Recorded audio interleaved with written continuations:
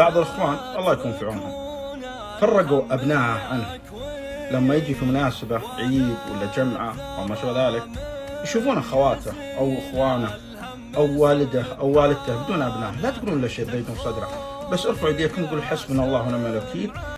لنا الخفوق اعتزل ربعه وخلانه، تكفون لا تتركون الهم يكويني، وانا بذرى من يزيل الهم سبحانه.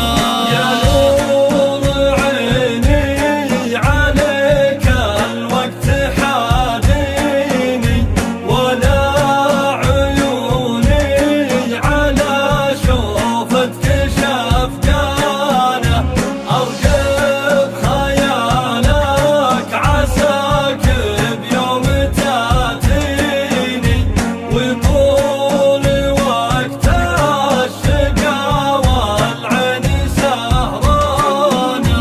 تكفون لا تتركون الهم يكويني، وانا بذرى من يزيل الهم سبحانه.